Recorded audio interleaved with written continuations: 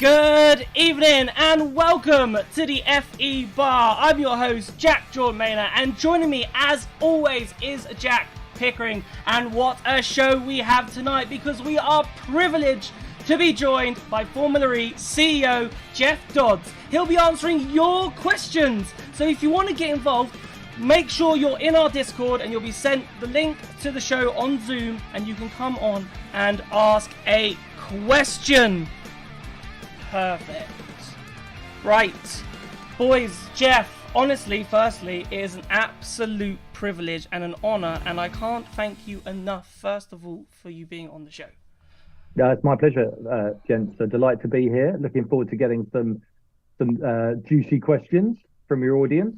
And I know, Jack, I don't know about you, I can't remember the last time I was called boys as part of a group. So I'm enjoying the fact that you called me one of the boys. One of the lads, exactly. One of the gang. One of the gang. And that's what we are. We all love Formula E. We're all in the same boat. We all want it to do well.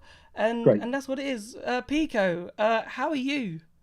I'm good. I mean, it's very quick succession. We were only doing this 2 days ago, and now we're back again. But it's such an exciting time to have Jeff with us as well. And yeah, it's really exciting. And we're gonna put everything that you want to put to Jeff to him. So it's a fantastic opportunity for everyone to get to know the CEO as well. Exactly. This is your show. As I said, we started this show, Jeff. It was a fan show. It was for the fans to have their say on the series that they love and get a little bit closer to sports. So what we're going to do is I've got just a handful of questions, just a little bit of a warm-up gig. That. Before we allow everyone to stampede into the call. But what I want to know, and what I'm really interested in, is I want to know your story in terms of how you actually became CEO of Formula E. Like, what was the application process? How long did it take? Meeting a gag, I assume, and why did you want to become the Formula E CEO? I suppose at the beginning, and how did that all come about? Now, just for clarity here, so I get this right, you called the other Jack Pico. Yes. Now, yes. Is that the right order of ceremony here? Yes. So you're Jack and he's Pico. Yeah, that's okay. Yes. Best way so he's Jack, I'm Pico. Yeah. Got it. Okay, I'm all over that. So, a little bit of a history lesson on me. So, first half of my career was spent in automotive. So I worked for a Ford Motor Company when they owned Volvo. They don't anymore, but back when I was there, it was part of a group called Premier Automotive Group. Jaguar, Land Rover, Aston Martin, Volvo, Ford, all sat in one organisation. I worked there. And I also worked for a long time for Honda. And when I was at Honda, they were into everything from a motorsport point of view. So Formula One, MotoGP, British Superbikes, World Superbikes, touring cars, Formula 4-stroke power boats, ATV racing. If it has an engine, and I include lawnmowers in that, by the way, if it had an engine, they raced it. So I kind of had the first half of my life around cars, around automotive, around motorbikes, around motor racing. And then the second half of my life has been in media and comms. And that started with Virgin Media. And Virgin Media had been born out of NTL and Telewest, two big cable companies, acquiring Virgin Mobile and kind of starting off a media company. And we sold that business in 2013 to a company called Liberty Global. Yeah. So part of the Liberty organization. And from 2000 onwards, in various guises, I was the chief operating officer for Virgin Media and for Virgin Media O2. I ran Virgin Mobile. And then we merged the business. So Virgin Media and O2 in the UK, those two businesses merged. I was the COO of Virgin Media O2. And a little while after that happened, I actually went and saw the CEO and the chair of Liberty Global, a gentleman called Mike Fries, based out in Denver. And I had a really honest conversation with him. And I just said, look, I've been doing this for a very long time.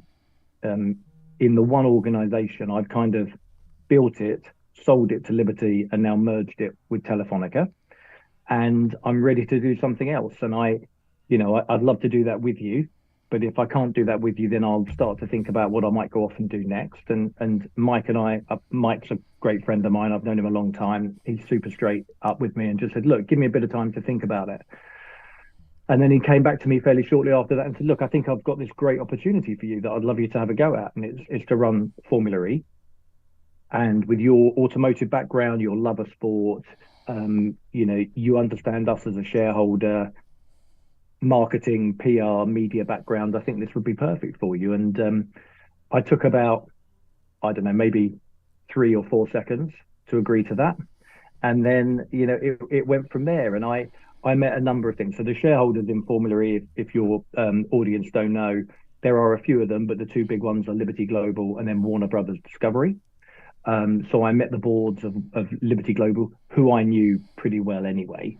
I met the Warner Brothers Discovery folk. I went and had a leisurely liquid lunch with Alejandro, as is natural course of business. I can imagine with a gag. And then we went from there, and within months of that, I was starting, and I started last season. I think I visited the first race that I went to was Jakarta, Indonesia, not as the CEO, but found myself working anyway before I started. And then the remainder of the season, so Rome, London, and then I was straight into this season. So it's actually good timing. I think in 3 weeks' time, I hit the 1 year anniversary. Nice. So in terms of your... Go on. Out of curiosity, I just wanted to ask, how much of Formula E had you actually seen before this opportunity come about? Yeah, so I'm a massive car fan. I'm a massive motorsport fan in all of its guises, 4 wheels or 2 wheels. So I'd clearly watched it. I'd actually taken my eldest son, who's now 15, but he would have been probably 11 back then. We'd been out to New York to watch the race in Brooklyn. So we'd actually been to a race, physically traveled to that. So I'd followed the series. I knew a lot of the drivers in terms of what they've been up to. I'd followed their careers. So I wouldn't say I was an expert on it, but I'd followed it as part of more broadly following motorsport, and I'd been out to a race. So I had a pretty good understanding of where it started and what it was trying to become. So it wasn't kind of new news to me. Yeah, and in terms of your vision for Formula E as a leader, and I know you've been a leader, and you were a leader at Virgin Media as well, and I know you have plans and visions and like 5 3-year goals. So what is your vision at this precise moment for Formula E? What impact do you want to have on the series? Look, so I think to answer that, Jack, you've got to break Formula E down into what it is, its component parts, because it's actually it's trying to do 3 things. So when it was born with 3 ambitions. Ambition 1, and perhaps this is the reason most of the people who are listening to this will be interested in Formula E, but it was to create an elite world-class motor racing series. So that was its first vision, and for that world-class elite motor racing series to be all electric. But it also had a second vision, and that was to accelerate the migration towards battery electric vehicles. And to do that, it wanted to help take technology that was being built on the racetrack and get it back into road cars. So it was about a technology transfer ambition. And the third goal was to be net zero from day 1, from day 0, and to be a platform to educate around the impact of climate change. Yeah. So it was trying to do 3 things. So I think to answer your question, which I'll do, I have to look at it through those 3 different lenses because they're all trying to do something slightly different.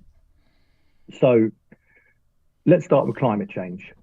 So we've been net zero from day 0, rated the #1 ESG sport in the world. And even though we sit right at the top of the pile in terms of sustainability, underpinning that, we still have a goal, a science-based target, to reduce our emissions by 45% between what was the end of season 5 and 2030.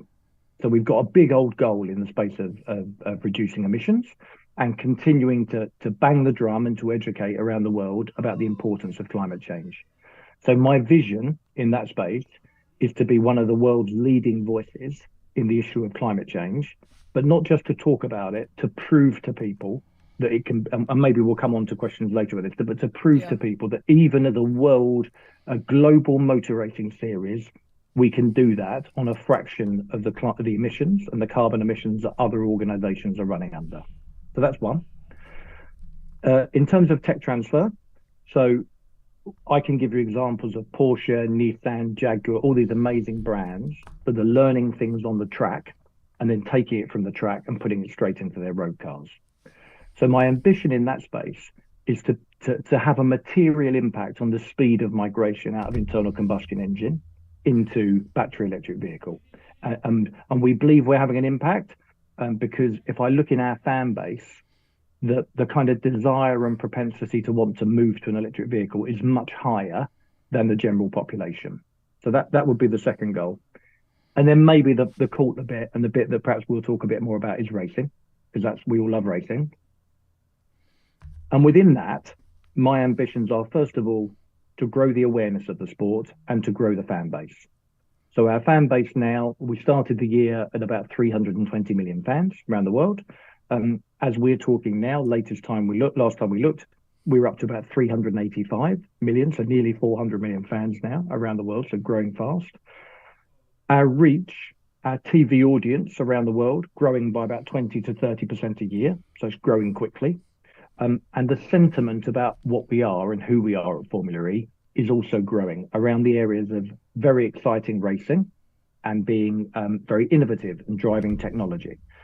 So I've got a plan with my team that by 2030, and I won't share all the details, but by 2030, we will have materially grown in the space of awareness, number of fans around the world, and number of people watching us through TV or via digital platforms or physically, but the number of people engaging with us around the world will be much, much higher.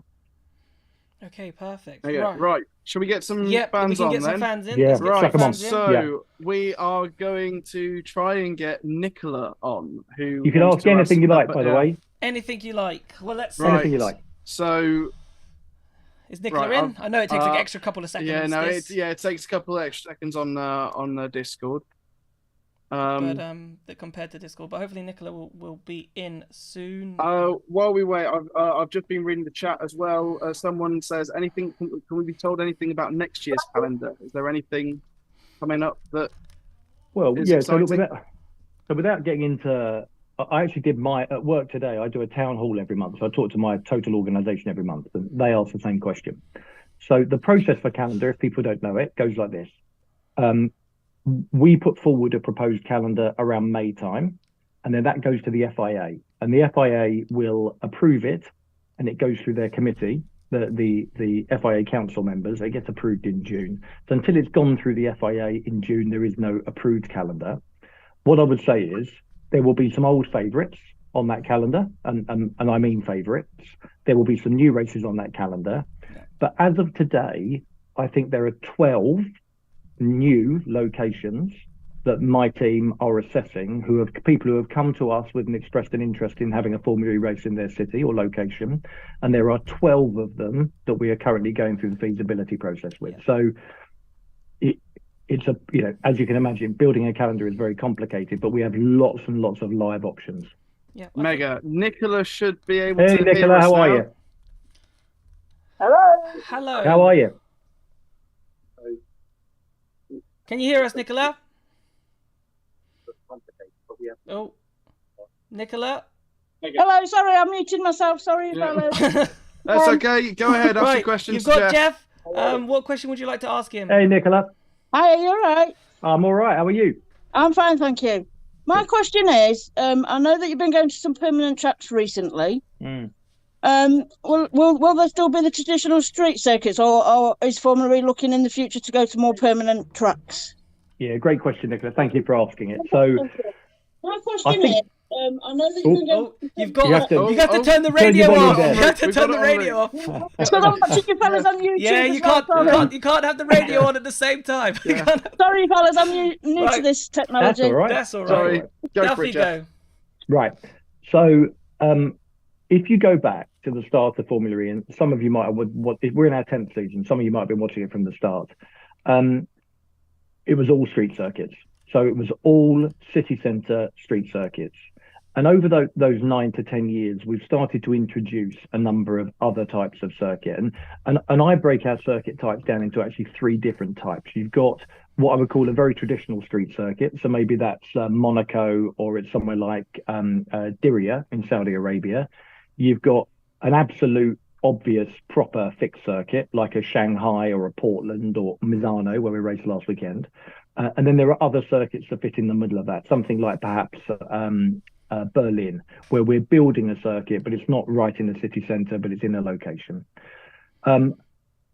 We won't lose our DNA, Nicola. So we know that one of the things we're famous for, one of the things our drivers love, one of the things that we love is having street circuits and driving in the biggest cities in the world. However, we also have cars that are getting faster and faster and faster. If you put today's Gen 3 car back on the first season's racetracks, it wouldn't be able to race safely. I don't know if you saw the Rome race last year. Rome is a good example of that. We were racing in the heart of the city. We had two massive accidents. Sam Bird, very lucky boy, to touch wood. Thankfully, everyone walked away safely. But the cars are right at the limit for that circuit. Now, next week, I'm going to launch a new car, the Gen 3 Evo car, the Gen 3.5, which will be on the racetrack for next season. And that car will be materially faster than the existing Gen 3 car. So what we've got to find are the street circuits that can show the potential of the car safely, but then occasionally we're going to use a fixed circuit, to mix up the type of racing we do, but also to allow the cars to show how fast they can go at top speed and how fast they can accelerate. So it will be a mixture, but I would say, if I were to guess, maybe 60-40 still in favour of city circuits and street circuits, but you will see some iconic fixed circuits go in there. Thank you, Nicola, for your question. Thank you very much. Thanks, Nicola. While we get the next caller in, I just want to build. I'll build on that then. As Australasia, it's the one area Formula E hasn't yet been to in terms of the continents around the world. And obviously we've got Mitch Evans, we've got Dick Cassidy. How important I don't want you to tell me if one of those 12 cities are an Australian, because I know you're not, but how important do you think it is for Formula E to go down under in either Australia or New Zealand? Especially with Nick and Mitch. Yeah. Well, look. So first of all, Nick and Mitch. I'm not allowed to have favourites, by the way. Two lovely fellas, great racing pedigree, two fantastic racing drivers, and doing a great job for Formula E. I think there is Australasia is, first of all, it's a relatively small market by population, but it's an important market for motor racing. You have Formula One there and other big motorsports there for many, many years. One of the other challenges we have at Formula E is also you have to remember that we're very focused on sustainability. So we have to plot our way around the world in the most efficient way from a transport and logistics point of view. And it won't surprise anybody, Australia is a long way away. Yeah. So putting it in as part of a sequence, part of a flow around the racing calendar is not quite as straightforward. So I think to answer your question really candidly, and I try to be super straight up all the time, it's a place that our drivers would love to race. It's a place we would be very interested in racing in. It would need to make sense in a flow of the calendar around the world. But let's be straight up, it's probably not right at the top of our list. Because if I go out and talk to our manufacturer partners, Porsche, Jaguar, Nissan, people like that, and I go and talk to the teams and partners, the people who invest in us, Australasia won't be seen as one of their top markets. Their top markets will be seen as North America, China, India, places like that, Central Europe, Western Europe. So that's where they will be prioritizing. So there aren't people banging my door down saying you need to have a race in Australia. Yeah, fair. No, fair. It's the one continent Formula E hasn't been in. I believe How good would it be, by the way? It'd be amazing if we could get to Sydney or Auckland or Brisbane. Even Adelaide would be all right. Yeah. I think Brisbane's got Surfers Paradise as well. Exactly, the Gold Coast. I think we will race there. So I think we will race there. I think it's unlikely we'll be racing there next season, but I think we will race there at some point. At some point. So it's in the vicinity that hopefully one day in the future we will hit that continent, which will be amazing to see. I hope the next caller is in. Pico, you're in charge of that. Yes, Danique is here. Hi, Danique. Danique, how are you? I know you know Danique very well. Yeah, how are you? Hello, I'm doing well. How are you? Yeah, I'm very good. Now, I'm trying to remember. Berlin's your first race, isn't it? You're coming to? No, Monaco. Oh, you're coming to Monaco. Great. Oh, you can all meet up and I'll I think we don't get promotion. I think we are meeting up because I think I promised Danique that I'd get her grid access and walk her down the grid. Yeah, I remember that. Very special. I'm very excited about that. But very good. I hope I get that opportunity in London. Well, let's see how good your questions are, Pico. Yeah, let's see. Yeah. Well, so my question today is, so next week, of course, we have the unveiling of the Gen3 Evo in Monaco. What are you most excited about with the unveiling event, and what are you most excited about with the car itself? So, thank you for the question, Denise. So, first of all, the car will look different. So it will, obviously, it's born of the Gen 3 car because it's not a full generational change, but the car will look different. So I think it looks a bit, it's just got a bit more presence, street presence. So I think it will look a bit more stacked, a bit more hench, if you can say that about a car, but it will look different. I think most people will know this because you've read, if you haven't heard it directly, you'll have read about it. But it's the first time at which we'll open up both the powertrains for propulsion. So the front powertrain is exclusively used for regeneration of the battery, and it's the rear powertrain that propels the car forward today. Under Gen 3.5, Gen 3 Evo, both powertrains will be available for propulsion. And what that means is you're going to see a material change in the performance of the acceleration of the car. Now, I know what that number is because we've tested it, and we've tested it with professional drivers, and we've logged the times. We're not going to announce those times until Monaco next week, but I think it's going to rock people on their heels when they see the blistering performance of this car compared to other motorsports cars.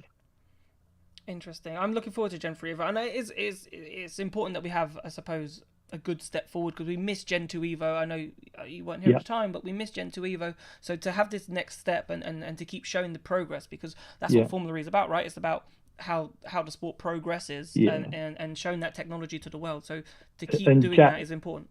Yeah, Jack, what I would say is I asked a serious question of my organization, which is the jump in performance is so great. Is it a Gen 3 Evo or is this an automatic jump to Generation 4? Because it's such a big improvement over the performance of Gen 3.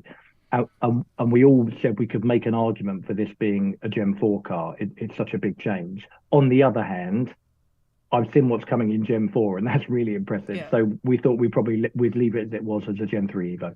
Yep. Perfect. Thank you very much, Danique, for your question. Thanks, Danique. I'll see you in Monaco. See you next week. Yep. See you next week. See ya. I might have to try and gate crash that. Right. So Pika, who's up next? We're gonna get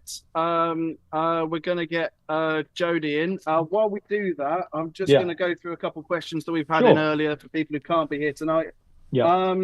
Someone said, so Stuart has said, is there any chance we can go back to somewhere like Marrakesh that was quite good with Gen 2, with the scenery, the nature fit, the environmental aspect? And I know that Australasia has already been covered, so that So look, as I said, 12 different locations contacting me, and Marrakesh is a nice option. It was a good race, and we've got races that the drivers constantly say to me, I tell you what, I love Cape Town. Can't we go back to Cape Town? That was an amazing race. So I get a constant flow of can we get back to. I think the blend for me, the balance is this. I think we need a consistent calendar with maybe 70 to 80% of the race locations pretty much locked year after year after year, so that people look at it and they say, oh yeah, I can't wait for the Tokyo race, or I can't wait for the Monaco race. People know they're coming. But then I also think for a growing brand that wants to take ourselves on the road and showcase tech to other people, there also needs to be 20 to 30% of the race calendar that's new every year. Yeah. Now, going back somewhere, I think has to be for a good reason. Yeah. When I've got a dozen places that are new places all saying, could we have a chat with you about racing here? And I can talk about these things because they're all in the public domain. But when you've got people like the Prime Minister of Thailand calling you and saying, can we have breakfast because we'd love to talk to you about what it feels like to have a Formula E race, or the Philippines asking that question, or people like that. It's difficult to go back to places when we've got so many options for new races. 100%. I definitely agree with that. So Jody, welcome to the FE Bar. Hey Jody. What is your question for Jeff? Hello. So you've had a lot of questions about the future of Formula E. Yep. I'd like to ask you a bit about the past, and particularly when you first heard about or saw Formula E, what were your initial thoughts about the championship?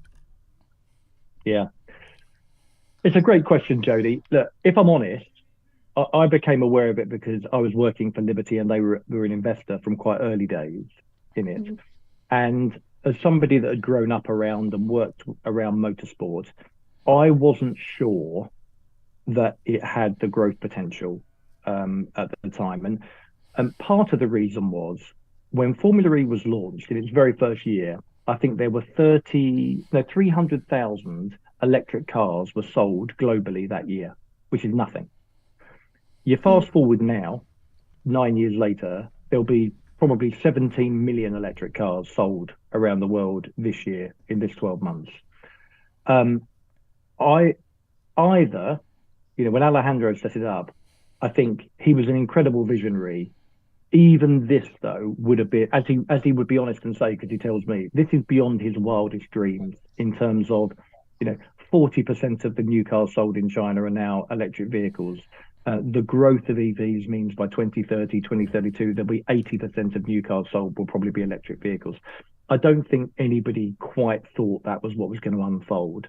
And I don't know, Jody, whether you've seen the early races or how old you are, whether you were watching it. But, when you had 140 mile an hour top speed and you had to change the car halfway through the race because the battery lasted half the race, I'm not sure people would have thought, do you know what, in 9 years' time, that car will do 200 miles an hour, be 2.5 seconds 0 to 60. And, the technology will be evolving so quickly year after year after year. So if I'm honest, I wasn't sure that it was going to grow at the rate that it has done. Obviously, I'm delighted I get to take the reins now when I think there's so much growth potential ahead of us. Yeah, thank you very much. Thank you very You're much, welcome. Jody, for your Thanks, question. Jody. Means the you. world. I think, guys, I think it'd be helpful if people Yep. introduce themselves. They have to introduce themselves with their favourite team and favourite driver. Oh, that's because that good. would be Good interesting shout. for Yeah. me as well. Can we Good do shout. that? We can do that. 100%. Jody, is she still here? She could maybe do it. No. She's gone. Fine. Fair enough. Next I've person kicked up. her. Sorry. Put it in the chat. Put it in the chat, Jody. Put it in the Yeah. chat. That's another thing. We'll yeah, tell people in the chat. So, what's your favourite Put driver? in your chat. Favourite What's your team? driver? What's your favourite team? While we get Natalie in, another question from earlier. Kieran has asked, are there any plans for an official Formula E video game similar to what Formula One has? Great. Yeah, again, look, won't give away trade secrets. You've probably seen a bit of a flurry of announcements on video games recently. Obviously, we announced Asphalt 8 and 9. We also, Trackmania 2. So we announced Trackmania, and there are a couple of other properly exciting live conversations about gaming going on at the moment. I'm hoping around May, June time, we'll have another big announcement in the gaming space. Now, the question about whether it's our own game or whether we leverage the brand equity of somebody else. So maybe we take a very big existing video game around racing and we partner with it in some way, shape or form without giving too much away. But you're definitely going to see more news from us in terms of gaming. Excellent stuff. Is Natalie in the call? Natalie? Yes, Natalie should be here. Hello, you here, Natalie. Welcome to the FE Bar. Hey, Natalie. Hey, boys. Hey, Jeff. How are you? Yeah. Hey, boys. Hey, Jeff. I'm now removed. I'm removed from the boys. He's Natalie. part of the What's going gang. on? He's part of the I'm gang. one of the He boys. is actually. Just boys. He's It's fine. one of us tonight. Natalie, How let's are start. you? Favorite? Yeah, I'm good. Favorite team, favorite driver. My favourite teams Yeah. are Team. Envision Yeah. and McLaren. Yeah. And my favourite drivers are Robin, Cass, Seb, Sam, Jake, Okay. most of the grid. Most of the grid. Everyone. You've had Yeah, you've had a good couple of races though. Sam's amazing win, which was just unbelievable in Sao Paulo, was it? And then actually, I thought Jake. I know not so good in the actual race itself, but through quali and through free practice, Jake looked absolutely mint in Misano. He's an Envision fan. He was Don't mention literally- Misano. Okay, yeah, well, tough No, Misano for but- Envision. With my McLaren hat on, Yeah, Jake was flying all weekend. You know what I mean? yeah, he was epic. 100%. So, yeah. So, Natalie, what's your question for Very. Jeff? Obviously, with the paywall deals being announced in the UK for season 10, Yeah. is there any way paywall and free to air can coexist together in Formula E anymore? Or is Yeah. paywall the future for Formula E? Yeah, so look, thanks for asking the question. Look, and this is one of the things, clearly, I'm not immune to reading the chats and on the socials when that announcement came out, and I know it's a hot topic. So maybe let me just explain the decision process first, and then I'll give you the answer. It's very tricky, but if you think about, and let's talk about the UK because we're talking in the UK, but you'll have international people dialed into this, I'm sure, and it's very different in every market. So if we were in the US now, we'd be talking about Roku and CBS. If we were in Japan, we'd be talking about Fuji TV. In China, CCTV. So it's very different in every market. But for the UK, there comes a time in the kind of the growth of a sport where you get the conversation with a pay provider and they think, you know what, this sport as a portfolio of sports, this is something that might help drive subscriptions for us. So we want to invest in it. And in the case of us, if you look at the benefits of a TNT, and I know, by the way, the paywall bit is not a benefit, but the benefits of TNT would be, it's one place, they're committed to a long-term future, so we don't get this, I don't know where to watch Formula E because it's on TNT. Everyone knows where it is.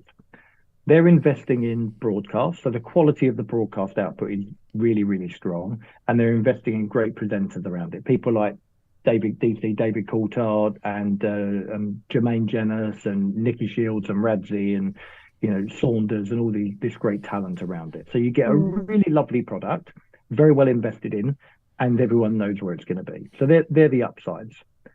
The downside is less people have access to it. And by the way, I absolutely understand for a lot of people, £30 a month, or I think £10 a month if you're a Sky customer, whatever it is, the amount of money for the monthly subscription for a lot of people will be a lot of money. So I have to weigh up the benefits of a pay provider with a smaller audience, but a product everyone knows where it is, and it's a really high quality product, versus going with a free to air provider who, if we're candid, loves it a bit less, doesn't invest the same amount of money, and is less worried about the kind of integrity of the show and when they show it. Now, the perfect answer, of course, is to find a TNT sport who's going to invest in it heavily, and then a pay, and maybe to see free practice and quali and the race, you have to be a subscriber of that. But then maybe a pay provider that's either going to show part of it live or show it just after live, or be able to continue to allow the fan base to experience the product. So I won't lie to you. We're having those conversations with TNT at the moment about how we might be able to deliver that. Maybe even in time for the end of the season, but no guarantees. But I think to answer your question, they can coexist, but it requires TNT, who are amazing to work with. That requires TNT to work with another party to find a balanced way of working that delivers what they want, but still allows fans who maybe can't afford to or don't want to invest in the subscription, still allows those fans to access the product. I'm completely aware of the challenge, and we are looking at what we can do about it. Yeah, I will. Sorry, I will just add in that I work at Silverstone in the museum, and I've had people who love Formula E and say I can't find it anymore. I don't have TNT, and so ideally like a small 1 hour highlights. A few days after on one of the big 5 channels would be fantastic. But it's something that you've got to work. And if it's not, maybe this is one thing. I'm sure everyone will know this, but perhaps sometimes people forget it. It would be amazing, Natalie, if I sat and said, do you know what, folks? We've got BBC, we've got ITV, we've got Channel 4, we've got Channel 5. Which one do we want to pick? Where are we going to put it? Of course, the reality is it doesn't work that way. They have to want to take the product. So they have to say, we'll take your product and we'll love it and nurture it, and we're going to show it. And for a number of those providers, it's perhaps easier for them to make money out of a rerun of Friends and the advertising that comes with it than it is to invest in live sports and want to put that on a premium channel during a premium slot. So it's not as easy as people might think it is, but I think we can do better, and we can try and help find solutions that make it easier for people. Lovely. Perfect. Thank you very much for your question, Natalie. Appreciate it. Who's on your picture, by the way? That looks like a Neon McLaren person, is it? That's Stephen Lane. Yeah, that's Laney. Oh, is it Stephen? Yeah, it's Laney. You don't recognise him without the bleached blonde hair. It's exactly right. I didn't. You're exactly right. That was London last year. Yeah. Well, I tell you what, he's had have you ever heard anyone more excited than Laney after the Sam Bird win? Yeah, that was. Oh my God. That Bird was is so back. amazing. I've heard of one person more excited than Laney, and that's Natalie. Tom. So, okay. Tom, Okay. Well, there we go. Yeah. Oh, Yeah. Tom as well. Tom was. We had Tom on like Couple of weeks 2 ago. weeks Yeah, that's beforehand, before Yeah. that race, and then came into the chat the following week saying sorry if I damaged any of your eardrums. Is there a nicer man on the planet than Tom Brooks? Tom Brooks. Oh, he's lovely. Yeah. He's lovely. Top bloke. Top Natalie, bloke. lovely to talk to you, and thank you for your question. Yep. Lovely. Thank you All very right, much, Natalie. we'll see you later, Take care. Natalie. Ta-ra. Enjoy See Monaco. you in a bit. Will do. Just a little brief advertisement from me. If you want to come on and speak to Jeff, you're more than welcome to. There is a link in our Discord, so if you haven't joined our Discord and you want to get on and speak to Jeff before the end of the hour, because that's what we've got Jeff for, thankfully, then please do. I've got one question before we add another person. It was a really interesting. It was actually on Danique's podcast that you were talking about, and you talked about the Gen 4 and Gen 3 Evo car, and you said that when we go to Gen 4, the discussion is around, do we have longer races, or do we show off the performance of the car and stick to like a 45-minute type race? Now, with Formula E, and I think the biggest challenge electric cars still face today, so if I speak to my dad, for example, he says, you know what he said to me today? He said, is Formula E going to die? That's what he said to me today. And I said, Dad, it's not going to die, right? He said, yeah, because the range of the vehicles, they still haven't improved. And I'm like, that I still think is the biggest drawback for an electric car to a modern day person who looks on it from the outside. So when I heard you have that conversation, I thought surely the right answer is that we show off that look how much range we've got now. We can do that hour and 15-minute race without stopping or with a tack charge and so forth, rather than showing off the performance, because I think showing range would help debunk that myth, if that makes sense, for electric vehicles. What are your thoughts? Well, look, first of all, do you know what? If I was saying it to you, if I was talking to your dad, and by the way, if he dials in, I'm happy to talk to him. If I was talking to your dad, I think what I'd be saying is, if you go, the Nissan Leaf is a great example for me. So since the series launched, Nissan Leaf was one of the first kind of mass market electric vehicles. It's still in production today. And in the time that Nissan have been in the championship with us, the efficiency of that battery has improved by 183%. And that's over the period of time they've been working in the championship. So you go back to Formula E in the early days, 2 cars during a race. We went into Generation 2, is the first time that you could get a battery to last for a full race. And when we head into Generation 4, the capacity of the battery will be so much higher than it is now. But that's because battery technology is coming on so incredibly quickly. And, you know, Porsche is one of our teams. I know Porsche have just launched a new Macan, the Macan all-electric version of their SUV. That's a 600 horsepower car that has a 350-mile range. And if you talk to the big manufacturers today, they'll tell you they're working on 1,000-kilometer range cars, so 620-mile range cars. Now, our batteries are at the cutting edge, so therefore we're in advance of that. That's why you can get cars driving at the pace they drive at today for 45 minutes, and in the future for longer than that. I think we don't have to make the choice, though, Jack, because I think there will be some races and some racetracks where it naturally feels better to have a longer race, showing off the range of the car. And then there might be other racetracks like a Portland or a Misano where you can jack the car up to top speed and show its full acceleration capability. And therefore it might feel more like a sprint race, so more like a kind of 35-minute race that shows the car at maximum warp. And if it's a double header, maybe on the Saturday you do a maximum speed race, and on the Sunday you do more of a longer race. So I think the beauty of our cars is we can dial the power up and down on the motor. So we can through the software, we can choose what power we put into the cars. We can choose what range we want to put into the race. We have endless flexibility for that. Okay, then perfect. I think we've got Helen in the chat, so we can bring Fiercely electric Helen. Fiercely electric Helen. I enjoy your Instagram and your X immensely, Helen. Oh, thank you very much. It's very You're kind. welcome. Welcome to the FE Bar. What's your question for Jeff? Thank you. I wanted to just touch on the information that's been going around about potentially moving to Silverstone away from the XL. I know at the moment this is still probably up in the air, nothing's confirmed. Yeah. But have you or your team been taking on board any of the comments from people regarding the accessibility and the costs generally for that area being prohibitive? And kind of linked to that as well, do you think that the casual fans that we picked up in London, because of the easily accessible venue and relatively cheap tickets, do you think we're likely to lose them when we then potentially move to Silverstone? So I think the best word in that question, a great question, best word is potentially. So I think as much as I love him, Sam Smith is not the chief calendar officer at Virgin, at Formula E, so he doesn't get to choose our calendar and report it.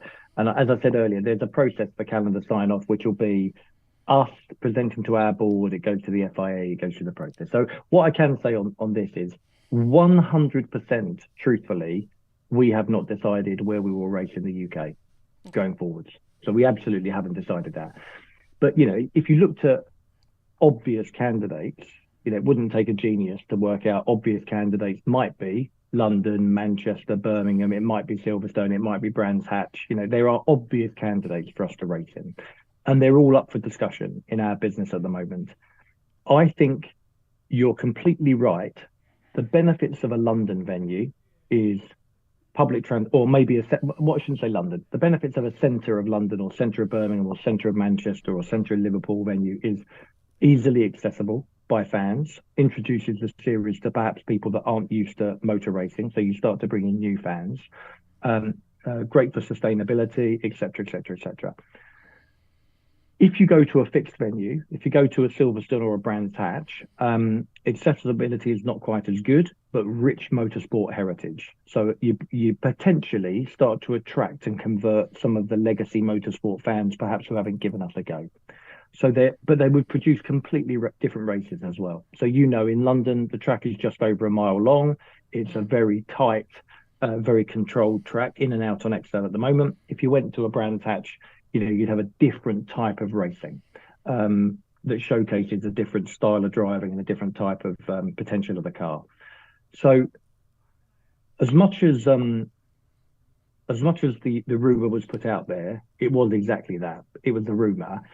But the second part of the question is also fair, which is, whilst it was only a rumor and it came out, there was a lot of conversation about it. And of course, I read everything in front of me that people were saying about airfields and middle of the country and getting to it more difficult, and why aren't we differentiating ourselves from Formula One? We don't need to be on what is a Formula One track, and it will be so open and bare, and you'd need XXXXX. So of course I read all of that, and I said to somebody at the weekend in Misano, whilst it was only a rumor, it's quite helpful actually. I quite enjoy that feedback. And getting it live. I'd rather hear that feedback before making a decision rather than having it after. It's a really good question. What's your view of it, Helen? Where would you race in the UK? I mean, I'm a big fan of the XL, and I've been there the last 2 years, and I think we've kind of made it our own little place, and having it at the end of the season seems really nice as well. But I think if we were going to go somewhere else, like Brands Hatch would be ideal actually, because it's not that far from London. You can still get there relatively easily. I have to say though, having seen that there was a Formula E car in Newcastle City Centre today, I was upset because I'm hundreds of miles away. We could have the Newcastle E-Prix. Yeah. It'd be very hilly though. Very hilly in Newcastle. Yeah. It depends where you did it in Newcastle. There was, if people didn't see it, there was a Newcastle script, black and white striped car up in Newcastle today. Look, so you do what we do, Helen, which is we play the pros and cons game of different locations. And I actually grew up very close to Brands Hatch. I was on the track at Brands Hatch racing around just 6 weeks ago, very close to London. Very historic racing circuit. Accessibility, though, not as good as somewhere like central London. The thing I would say on the XL, and it's not just the XL, there's lots of these in the world of Formula E. There are so many amazing things about the XL. The conference centre, the inside-outside track, the accessibility is absolutely fantastic, but also there's really no scope to broaden or grow that circuit. The circuit is what it is. It can only be in the way that it's formatted now. And when you see the announcements that are coming around the speed and performance of the car, you've already got that slightly challenging corner as you come out of the inside area of Excel into the outside, the bottleneck. So we have to weigh all this stuff up. So it's very complicated. And in the end, we have to make a bet, Helen, and we have to say, this is what we think is the best answer. And you and I both know, because you get comments on your Twitter account, or sorry, X account as well, whatever decision we take around anything, it polarizes people. There's always some people that love it, some people that hate it. That's the nature of what we do. Yeah, absolutely. Great. Thank you very much. Thank you. I'll write down. I'll add Newcastle to the list, though, Helen. Don't worry. Yeah, we absolutely need one. Yeah, no. Go on, just to follow up from Chris in the chat. Is XL out of the question for Gen 3 Evo? No, not at all. No, not at all. I mean, we're racing there this year. It's been a great venue for us. We're still talking with the XL as well. That's absolutely still a possibility for us for next season. What we might need to do is have to play around with the power of the car if we race at the XL, because of that kind of slightly funky corner as you come out of the inside area. Absolutely, XL is still a very real consideration for us. Absolutely. Yeah, I suppose building on that, Formula E have been, and right, to some incredible cities. Like when you reel off the cities, Paris, Rome, New York, and I know there's cities in the works as well, and Cape Town, and I know they're not. Some of them aren't on, Rome, New York, Cape Town. They're not on the. And if London, I know how hard Formula E worked for London, especially season 1, season 2 at Battersea Park, and then getting it back into the XL. It was hard work, a bit like Tokyo. I imagine Tokyo was hard work.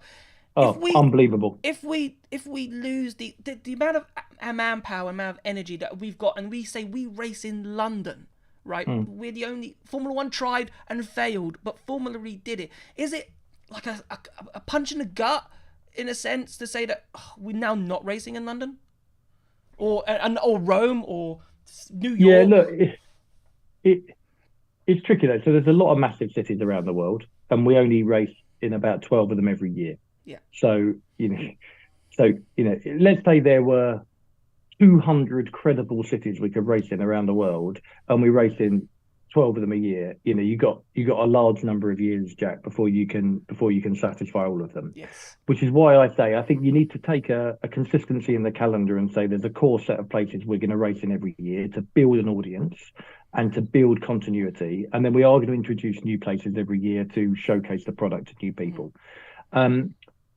There's lots of other considerations though. So when we race in cities, after we've raced, and particularly we've been there for a few years, we also get an enormous amount of data. So we can see, by racing there, are we bringing in new fans to the sport? Is it bringing in revenues, commercial revenues, and helping our manufacturer partners sell more cars?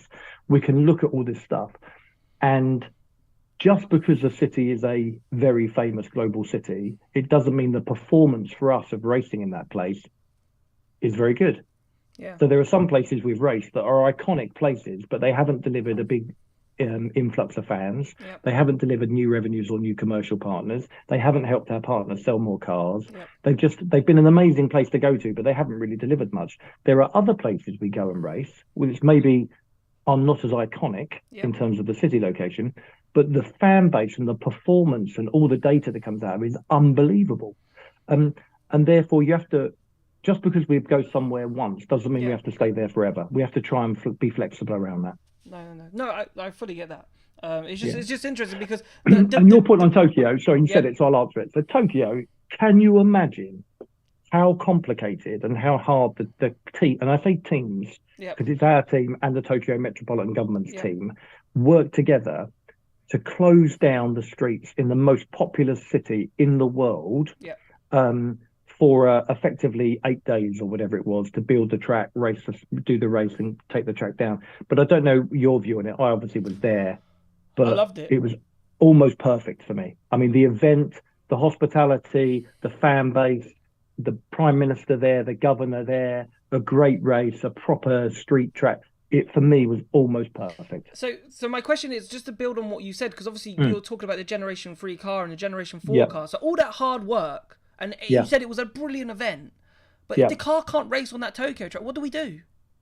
Yeah, the good news about somewhere like a Tokyo is, obviously building a racetrack in a city like Tokyo is complicated, but there are less constraints on that track. So we could potentially modify the track in somewhere like Tokyo to make it slightly longer or slightly wider, because there were less constraints there, or look at different areas and different locations. There are other circuits we race at where you really don't have that opportunity. You are right at the limit in terms of the infrastructure.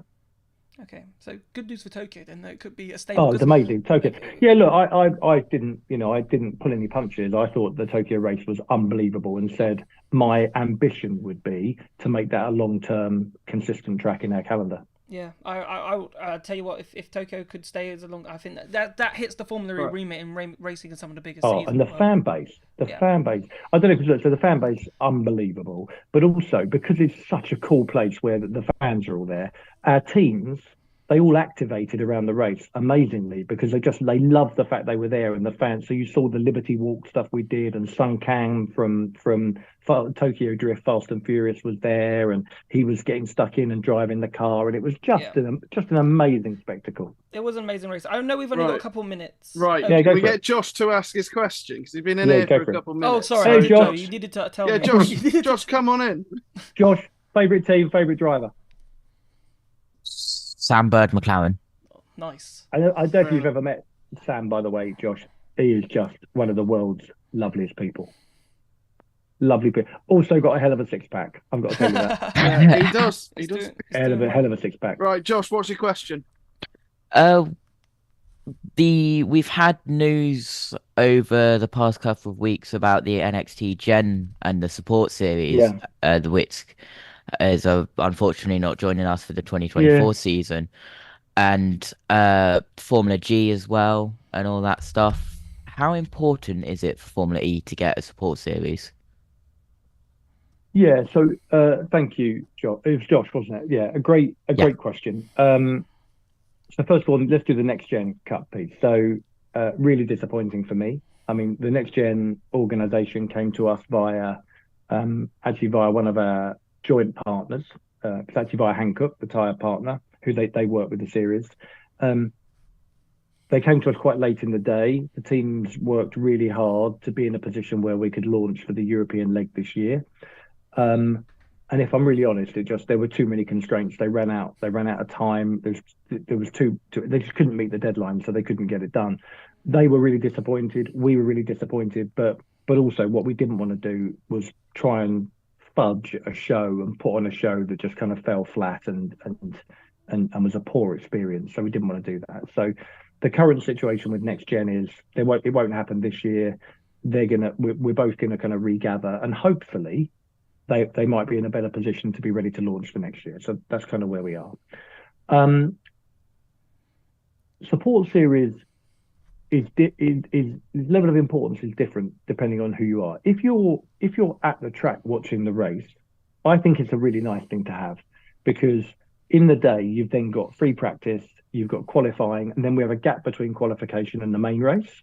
And I think giving the fans who have turned up at the race something else to consume in that window. Obviously, we've got the fan village and some cool stuff, but giving them some more on-race action is a really good thing to do. So it's important for them. It's much less important for a TV viewing audience, because the TV audience can watch quali if they want to, then disappear off and do other stuff, come back to the TV and watch the main race. And the reality is, Josh, probably, let's say at a typical race, we get between, 40,000 people in Mexico turn up. Maybe at one of our smaller capacity venues, it might be 10,000 people for the race. Watching the race via broadcast around the world, over the course of the year, you might have 350 to 400 million people. So when you say how important is it, I think it's a really lovely thing to do for the people watching the race physically. I also think it's a great opportunity for us to get more people into the seats of racing cars. And one of the things you might have heard me talk about is, bringing more diversity to motorsport, getting more women in the driving seat of elite racing cars, and people from different backgrounds that perhaps wouldn't normally have the opportunity to do that. Support series are great for that. So I really want one, but it's not make or break for us if it doesn't happen quickly. Thank you. Awesome. Right, we're going to squeeze one more Cheers, in. Josh. Saz has come in from Spain. Oh, Saz from Spain. I saw Saz earlier. He was on. You cut him off, Jack. Oh, yeah. So Saz came in and then thought they'd been kicked out, but they're back now. Hi, Saz. Hi, Saz. Hey, Saz. Hello. Welcome to the FE Bar. What's your question for Jeff? Okay, my question for Jeff is, since being CEO, what's been your favourite Formula E moment, either on track or off track? Thank you. So now tell me, favourite team, favourite driver for you? Favourite driver is Max Gunther, although I like most of the drivers. And favourite team, probably all of them, but slightly more Maserati, Andretti, McLaren, Mahindra. Yeah. That's all of them, by the way. That's all of them. You're both listing all the teams. And tell me, where are you happy with the result? Where are you dialing in from? I'm in Valencia, in Spain. Okay, but you're not Spanish. You're English originally. Yes, I am. Very good. I have a place out in Spain and I'll pronounce it poorly, in Murcia, in the southeastern part of Spain. So I have a huge affection for Spain. And what's the code on the gate? And when can we turn up? Gate? Trust me, my place doesn't have a gate. There's no gate required at my place. So what I'm hearing is holiday home for me. Thanks, Jeff. Well, yeah, let's see. Yeah, you're very welcome. So favorite. Oh, by the way, Max Gunther. What a driver Max Gunther is. No, tell me about it. What a driver he is. Just an incredible driver. Future world champion. You know what? He seems to have. I mean, I'm never allowed to talk about drivers in a preferential way, but Max has got very sharp elbows. I think he's a really smart driver, and he seems to have this ability to win or to drive well on all different types of track. He's not kind of a one track driver. He has this incredible ability, and to see him win recently was just fabulous. I think he's a great driver. Right, favorite moment. Tokyo was pretty special for me, Saz, if I'm honest, because when I started in the role, the first thing that was put on my desk for me was we have an opportunity to race in Tokyo, and as you can imagine, Tokyo is a very complicated place to put on a race, but also, let's not dance around this, it's a very expensive place to put on a race. We have an opportunity to race in Tokyo, but we need you to approve it and take it to our board, and we think it would be an amazing thing. So that was almost the first thing I was asked to do, and I reviewed it and felt very excited about it. So got that through, and we managed to put the race on. So when the race actually happened a few weeks ago, I felt a bit like a proud dad, because it was kind of one of the first things I've been involved in, and it was so epic and it went so well that for me would be one of the absolute top highlights. And then on a personal level, can I remove my CEO hat for a second and just say this is just as a human being and as a fan? Maybe the opposite side to that would be I was so gutted for Antonio at the weekend. Yeah, I was so gutted because as a human being, to be honest, just one of the nicest men in the world. That's the first thing. Lovely person, really genuine, humble, lovely person. He'd had a horrible season, and he'd had the horrible week with all the speculation that he'd have been reading about in the press and we were all reading about. And then to show up in Misano, to race almost the perfect race on the Saturday, and to come through that, what a redemption story for him. And then to get the DQ through no fault of his, actually, through a part issue in the car. When I heard the news, I just felt so sad for him, because I know what he's been through. And we had a good chat together on Sunday morning, and he got over it and he was back in a good place. And then of course he had a bloody DNF on the Sunday to make it even worse for him. So I think highlight for me, Tokyo. Personal sadness was for Antonio as a human being on Saturday night. Yeah, I think everybody was heartbroken for him. But yeah, Tokyo was definitely worth waking up for and trying well not done. to raise. Yeah, well done. Yeah, it was. Couldn't cheer, but could do a happy dance. Yeah, there you go. There you go. Well, look, hey, thank you for dialing in to watch it, and thanks for your questions, Saz. Thank you very much, Saz. Thanks really for appreciate it. Pico, I'm happy to do a couple more if you've got a couple more. Right. I'm happy to go for 10 more minutes. Up to you. Or you can bin me off. I'm trying to see if I can get a couple more in because I've had someone asking if they can join the Zoom chat. So I've sent them the link. So but we'll try and I get haven't them seen them come in yet. Will you ask me one more question and we'll see if they arrive during that question? Yeah, perfect. I can do that because I've got one. I want to talk about the WEC clash, obviously, for Berlin. And looking back I don't know, obviously it was very early days for you at the time. If you were to, it's not an ideal situation. Is there any way that could be avoided? Or is that something that you're like, I want to avoid this going forward? Is there more conversations happening so something like that doesn't happen? So again, I love these questions because these are perhaps questions that I or the organisation wouldn't often have the chance to talk about in detail and provide a bit of context on. So the way the process works, because WEC is also an FIA governed world championship. So the way the process works is that WEC will submit a calendar to the FIA, we'll submit a calendar to the FIA, and if we're truthful here, we also talk to each other, right? So we know what our calendars are.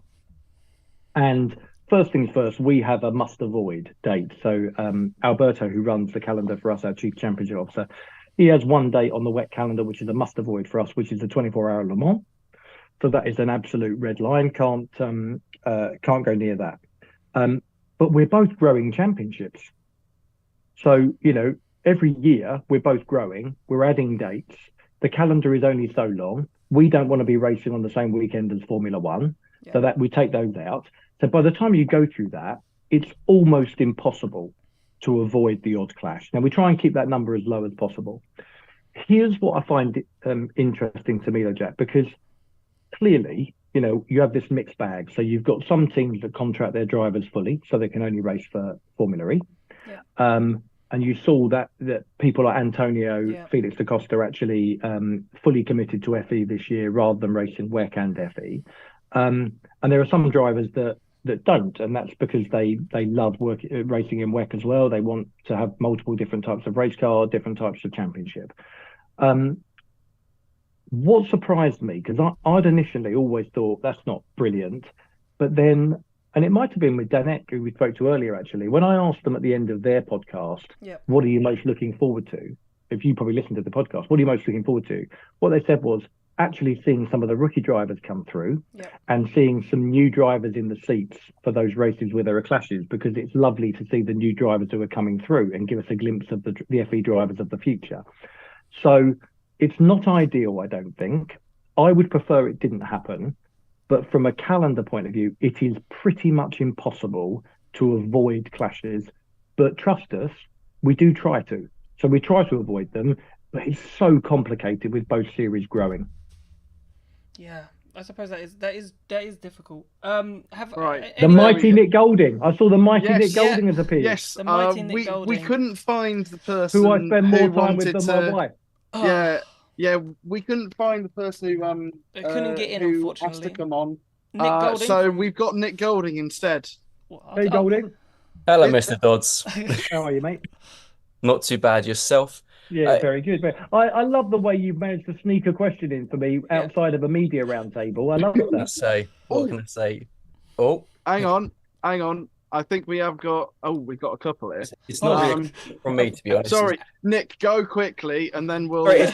It's not. Get out of it, Nick. It's not Nick. It's Nick at 9. Is it? Yeah, it is sort of 10 Nick past at 9. But no, it's not quickly. It's not really a question from me. It's more, Jack and Pico have built such an amazing community here, for the fans. For you, how important are the Formula E fans, and what is so special about this community? Yeah. Thanks for the question, Nick. And by the way, love spending time with you, Nick. And I know you're so passionate about the series, but you're also, I think, really pragmatic, and you ask really good, challenging questions because you really care about the series and the growth of the series. So massively appreciate time with you. So there is nobody more important than this community, the fan base community, because without them, there isn't a sport. Because with the best will in the world, no one invests in a sport that no one's interested in watching. Because if no one's watching it, then there are no sponsors, there are no partners, there are no manufacturers, there are no calendar locations. You can't have a sport. So the fan base for me is critically important, and the size of the fan base is important. And I talk to you about that a lot, Nick. And when I joined, we were just over 300 million fans. We're now nearly 400 million fans around the world. Formula One's probably about 800 million fans around the world. And clearly, my sights are set on reining them in. That's I'm a competitive fella, and that's what I'm focused on. But it's not just the size of the fan base, it's the depth of the fan base. And by that, I mean, our fan base is roughly split 50-50 male female. It's 50% under the age of 40, so it's a younger fan base compared to motorsport. They're more interested in society and society's problems, in the environment, in different things. We have a very different fan base to traditional motorsport. They're very curious. They're interested in the series. They've got a point of view on the series. So I try and take every single opportunity I get to engage with the fan base, which is why, with Jack and Pico, or whether it was Danek who was on earlier, or whoever, anybody that says to me, we'd love to come and have a chat with you, with the fans, I take every single one of those opportunities I get, because having the ability to talk to them directly is pretty rare. Otherwise, they just read articles in the press, or they see things and they infer what I mean by it. So talking to them directly is great. And getting feedback and understanding how they feel about things is really important for me, because that helps us frame our decisions through the fans' lens, not just through our own sometimes commercial lens.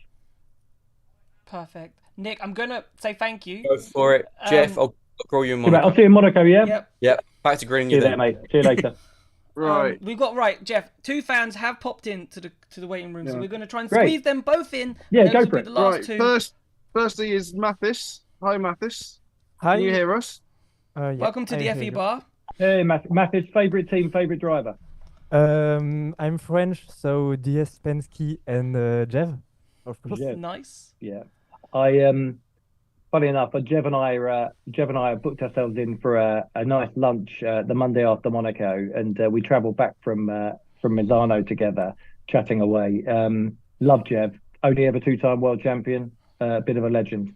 Yeah, definitely. He's a very, very good driver and a very long-time participant in the Formula E Championship. Yeah, he looked. I thought he looked great in Misano as well. I know the results didn't fall his way in the end, but through quali and through free practice, I mean, he looked absolutely fantastic on that track. I gave him that feedback, but Jev's so kind of mercurial. He kind of just rolled his eyes at me like he's good on every track, but he looked good on that track. Yeah, one of the best weekend I guess I watched. So my question was about the Gen Beta car. Who manufactures the engine, the powertrain from that the car? The one who breaks the record at the XL? So, Mathis, you have asked the most amazing question that I don't know the answer to. Oh, yeah. Okay. I don't know. Not many people know the answer to this question, to be honest with you. No, does anyone know the answer? Do you know the answer? I don't. We thought it was ABB. Oh, fuck. But or something like that. No, I don't think so. No, I don't think so. That's I don't know the answer to that, but I'll tell you what I'm going to do, Mathis, just because this is live. I'm going to, on my phone next to me, I'm going to dial Dieter Gas, and if he picks up the phone, I'm going to tell you. Hang on. That's insane. There we go. There we go. That's what we do. Let's live radio for you, everybody. We'll find out the answer. See if we can get you the answer. So, Mathis, how long have you been? While we wait, how long have you been following Formula E? I'm following from long time from back from a distance, but since last year I watched every race. From last season, you watched every race. That's Yeah. pretty cool. It's pretty cool. So following Jev, obviously double champion. Yeah, Jev. What do you make of DS? Do you think like they're showing promise, like, but they're not the DS of what was DS, if that makes sense, when they were winning championships? Yeah. The DS is Well, it's the Stellantis group, yes. It can do a very, very good performance, but sometimes, yeah, it's not enough to win. But yeah, it's definitely the best car in the look, the gold look. I really love it. He didn't pick up Jeff. So, no, I phoned two people, neither picked up. I'm going to find the answer though, and I'll feed it back into you guys. So when you do your next one of these, you can update.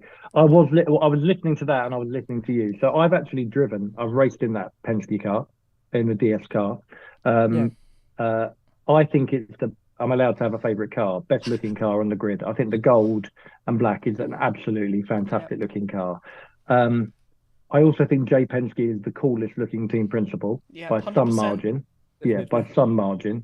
And it's interesting. I think as the season's gone on, Mathis, I actually think we've started to see those two DS cars start to become more and more into contention. So yeah, and Jeb, I think, has had a really consistent start to the season as well, and became the highest ever point scorer in Formula E in Misano. Yeah. Yep. Okay. Thanks. Thank you for the question. I'm afraid I can't answer, but I will get you the answer. Okay. So just a quick last question. I'm a political science student, and is the career in the Formula E possible for a person like me, for a student like me? Possible for everybody, Mathis. And I would say it's interesting. There's so many different facets to working in a motorsport promoter. And particularly on things like political science. Remember, a lot of our job is going out to different governments around the world and cities around the world and negotiating with them and trying to explain to them the economic benefit of bringing racing to their cities. So 100%, when the time is right, you should contact us and see if there's any interesting roles in areas like that. Take internship, maybe? Well, we have internship programs. So again, we open for an internship every year. If you want to find me on LinkedIn and connect with me, I'll happily connect you to the person that does the internships. I love that from Matthias. Lovely. Thank you. I love that.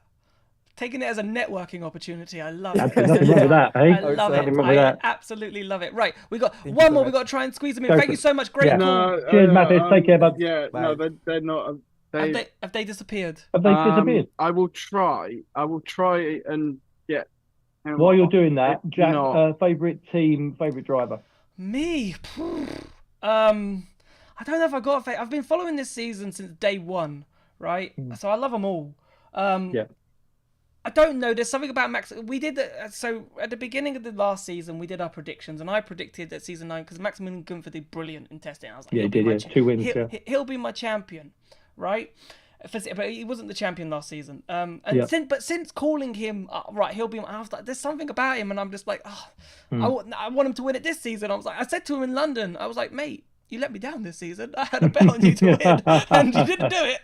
So next season, I'm going to say you again, and you got to do it this time. And, he's been really consistent and so forth. But team, I don't know if I have a massive... I love speaking to Sylvain Philippi. I love the chats that we have. With him and the access I get with Envision. So Envision are close to my heart. Mahindra used to be very close to my heart when Dilbag Gill was there. He was very kind. He was very Frederick has been absolutely amazing too. But so Mahindra Envision, I think because I've built up some good connections with them over the years that I like them. But I love them all. The tough start to the season for Envision. I know Sylvain is very focused at the moment, and there's no one more technical than Sylvain. He's fantastic for getting into a technical conversation. And actually, Mahindra, we've started to see some signs there as as well. Yeah, especially under the act with Nico Muller. Nico Muller's been doing an Nico looked great. Very strong. Yeah. I felt so sorry for those ab guys on that. Literally, how many thousandths of a second was it? 3? Yeah, half a tenth. Absolutely, absolutely crazy. Yeah. Right, we've got Simon in. Simon, can you hear Simon, us? how are you? Simon. Can you unmute yourself? Oh, there we go. That would be an issue. Are you there, Simon? Simon, can you unmute? Can you unmute or not? Hello, Simon. Yeah, you're there. You're in the Hello. room. Yeah. Right. Favorite team, favorite driver, Simon? Well, I'm ringing on behalf of my son, Johnny. Johnny, what's your favourite team and your favourite driver?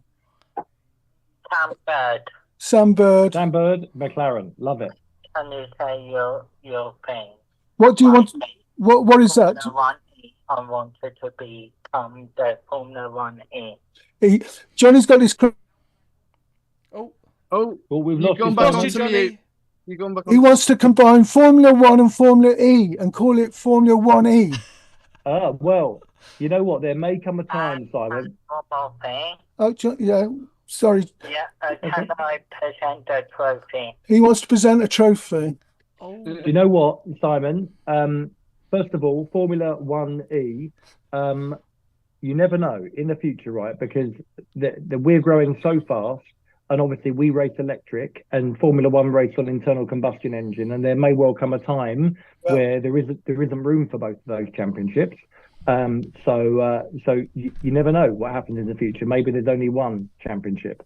And then in terms of Johnny presenting a trophy, Simon, why don't you look me up on? Are you on LinkedIn by any chance? I can. Yeah, I am, but I hardly use it. But yeah. But if you're on there, I'm on there, and I use it a lot more than I should probably. Why don't you find me on there and connect to me, and let's have a little chat offline. Okay, lovely. Thank you so All much. right. See you, mate. Thank you very much. Yeah. Bye. There we go. Johnny, bye. Bye, Johnny. Thank you. There we go. Right. Well, nice. I kind of like that. Yeah. The way to end. Have we got time for one? Oh Sure, my there's God. someone How there. many? Yeah, check them on. Yeah. Okay, all right, let's go. I'm going to get Chris in quick. Right. Hello, Chris. Is Chris in? I can't see. No, yeah. He's just He joining. will. You have to wait. It takes time, Jack. It takes time, I know. Takes got to calm down. a bit of time. There he is. He's here. Chris. Hey, Chris, how are you? I'm very good. How are you doing? Hello, yeah, Chris. really good. Right. Give me favourite team, favourite driver. Oh, he's gone. Oh, no. Hang on. No, I can see him. I can see him on my list, but he's not. Oh, he's dropped out. He's dropped out. We'll try and get him in. Jeff, I massively appreciate this because we've gone well over time. Yeah, I'm I massively need him to leave the call and come back in for me to be able to do it. So I'm not sure. Right, Chris, if you can hear us, if you can leave the call, we'll give you a couple of minutes. But while we do that, I've run out of questions, and now I'm trying to think of it. I'm scrambling for a question. Scrambling off the top of your head. We were in Misano last weekend. Pineapple on pizza, yes or no? So I've got two boys. I've got a 15-year-old son and a 12-year-old son. They both love pizza. Neither of them can understand the concept of pineapple on pizza, either of them. Obviously, I grew up in a different era. So I grew up in the Pizza Hut era, where the good old, I think at the time it was called the Caribbean pizza, not the Hawaiian. The Caribbean pizza had pineapple and ham on it. I think there's a place for savoury and sweet, hence the fact the old pineapple and cheese on a stick I quite like. And therefore, I'm okay with pineapple on pizza. I'm perfectly okay with it. I'd rather have a pineapple on it than an anchovy. I'm just going to say that. I'm going to put that out there. 100% agree with that. Yeah, now, my nan loves making pizzas with anchovies on it, and I just think it's too salty. Exactly. I don't get it. I don't get it. Right. If we can't... Here we go. Here we go. Excellent. Hey, I'm here. Back in the room. You're back in the room. Right, Chris, favourite team, favourite driver? I'm a Mitch fan and Jag. Yeah, okay. Very good. Yeah, how's give me your critique, your review of how Mitch has started the season. It's not been grand, has it? Mitch is an amazing driver, right? I think sorry, you can tell I'm a nerd because I know all the races but obviously Mitch went for that tiny gap in the season where and then I forget where it was. Was it in Is it said earlier this season in Diriyah? Yeah, yes. Saudi. I know. Yeah, near the end. Yeah. He went for the tiny gap and it didn't work out for him. But you know what? I think Mitch is a super brave driver and he's a very assertive driver. And I think he needs to keep driving that way. But I think Mitch will come good. It's a long season. We're only 7 races into whatever it is, 17. So we've got plenty of time left for him to come good. Yeah, I think obviously the races we've got left, the Jag and the Porsche powertrains. I think the races we had, obviously all the street races have been a little bit more chaotic. Yeah. Yeah. Whereas now we're coming to Shanghai. And if I'm right, we've got Berlin coming up, and I think Jaguar podium twice in Berlin with in last year. So yeah, I think Mitch, and let's also be fair. You know, Cass has turned up and he's come into a new team in a new car, and he hit the ground just full on, didn't he? He hit the ground running. So yeah, quite a formidable duo, those two. Absolutely. And I'm flying out to Berlin with somebody else in the chat who's excellent. So well done, very good. We bring the community together. Yeah, love it. Absolutely. So yeah, hopefully, I'd love to see a Jag double podium. Well, you never know, do you? Fingers you never crossed. know. You never well, know. Let's Chris, hope what's you're your a good luck question? charm then, Chris. I'd hope so. Right. Well, my question is about collaborations. Yeah. See, especially season 9, we've had quite a few more than season 8, if I remember correctly. And it seems to be the way that Formula E is going. I mean, obviously, especially with as much YouTubers as well as obviously you had Usain Bolt in there. Yeah. Say, yeah. Is that the way? Is that the best way to grow? I'm not. I think it's the best way to grow the sport. See. Yeah. Well, look. So Mexico was my first race of this season in charge. Usain is an old mate of mine. We worked together for many years. We met back in about 2011. He's very interested in motorsport. I had a chat with him and his team, and he was keen to come over. And being Usain, he didn't want to just come over and watch the race, because we're not. I talk about us, Chris, as being a very inclusive motorsport, not an exclusive one. If people are going to get stuck in and involved with us, I want them to feel part of the community, feel part of the family. I don't want it all to feel like it's about super yachts and champagne and walking up and down the grid. I want people to get stuck in and have a go at things. So Usain came down. He wanted to drive the car. He drove the car. He stuck around. He got involved in everything. You'd have seen the same with Sun Kang in Tokyo, doing the Fast and the Furious stuff, or the kind of Tokyo Drift stuff with us and Liberty Walk and all of that kind of good stuff. You might even see some interesting collaborations happening in Monaco. Here's the reason I like it. The reason I like it is all of these people we're working with have their own fan base. They have a global profile, a global presence, and they can expose our product to a group of people that might not know much about it. So I love the fact with someone like Usain, you know, when Usain turns up at a race in Mexico, the press and the global media pickup is much, much higher, and it exposes Formula E to a group of people that maybe haven't watched us. But I also want us to feel inclusive. So not just, oh, look, Usain was at the race. It's Usain was at the race and he drove a Gen 3 car, and this is the speed he did it in, and this is what he said about it. And then he got stuck in and was doing various other things with different drivers. So I want people to feel like we're inclusive, that we're a big community, and that and when we get involved with celebrities, it has to be celebrities who have a global profile, and we feel are kind of on our got our swag. You know, they're kind of one of us. They're one of our type of people. So that's the reason. The Usain numbers and the Sun Kang numbers out of Tokyo were just bonkers. I mean, the global presence and the global profile we got from those two collaborations were huge. But then you look at something like Sao Paulo, and we kind of did have a bit of collaboration in Sao Paulo, but it was more motorsport historic, because we had kind of motorsport legacy with us there in Sao Paulo, and people like Emerson Fittipaldi, Felipe Massa, Bernie Eccleston was there walking up and down the grid and giving a point of view on stuff. So that was much more motorsport centric. But when we work with those global superstars, like you say, you absolutely see our fan base grow globally quickly. So no, I'm a big fan of collabs, the right type of collabs. I just want to follow up on that. Obviously, Bernie was at the race in Sao Paulo and came out with that statement about Formula E. How much does that mean to you and Formula E, considering that Bernie was calling us a bunch of lawnmowers 10 years ago? You know what? It really meant. I guess it's a lovely statement, right? And it was lovely to see Bernie there, and he had a great day, and it was nice for me to hear it. But you know what? I really think it meant a lot to Alejandro, because Alejandro was there and he had invited Bernie to the race, and they obviously know each other well. And it was Alejandro that built this business and backed this business with his own money and his own reputation 10 years ago. And it was him that had to listen to things like that from Bernie and many others at the time. This thing will never last. It's like a lawnmower. What a joke, blah, blah, blah. And he carried on, and he staked his reputation on it, and he kept driving the business forward. So 10 years later, to be in a business with 400 million fans and growing fast, and to have someone like Bernie say, I think the technology here is on a par with this is now on a par with Formula One. It's a massive deal for Alejandro, and I'm sure he got a great sense of pride from hearing Bernie say that. So it did matter. It did mean something. And it's really important because obviously I remember interviewing and speaking to Alejandro at the beginning of years, and you can tell how passionate he was about the series. How much is he still involved in Formula? I know he's like the chairman and so forth, but like how much is he part? How much is he? Is he still quite active, or is he taken? How much of a step back has he taken?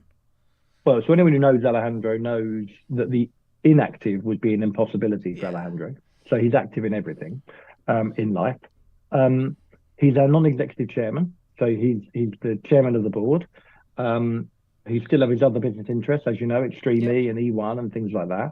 But I talked to Alejandro, I reckon on average, he and I probably have a natter every couple of days. We were talking yesterday at length. He'll be in Monaco. We've got a nice dinner plan for the two of us in Monaco. And, you know, he's such a wealth of knowledge about Formula E. He's so well connected. And he's so passionate about this business going on to succeed because it's his baby. You know, when he looks 100%. At Formula E, he's looking at probably now for him, it probably feels like a teenage child for him. Yeah. He's seen his baby grow up into a teenager and he really wants it to be a massive success. So he's fully invested in this. He's actually, he's also great fun to work with. He's a hoot. Excellent. I'm glad he's still involved in some way. Oh yeah. I'm glad. Definitely involved. Right, Chris. Chris, thank you for your question, we're bud. gonna let you go. Yep. No worries. Thank you very much. It was a great call. Right, and I think Jeff, we might just about let you go as well. Thank you for sticking around for so long. Pico, Jack. No, absolute pleasure. Always a delight to hear from fans and talk to fans. Thank you for the great job you do. I know you do this out of love.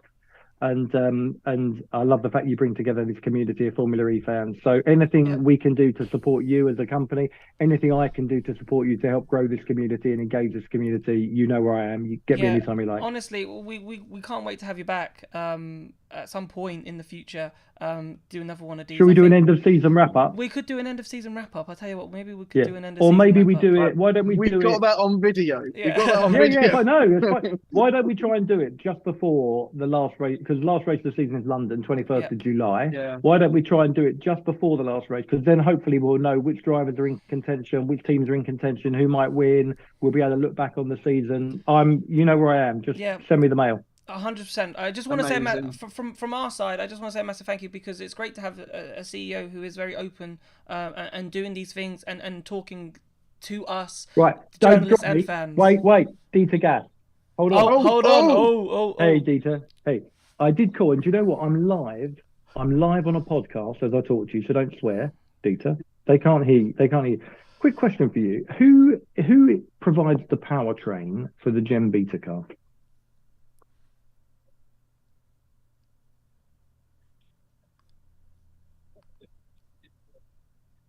Yeah. So, right. So what Dieter's saying, can you still hear me? Yep, still hear you. What Dieter said is it's none of your business.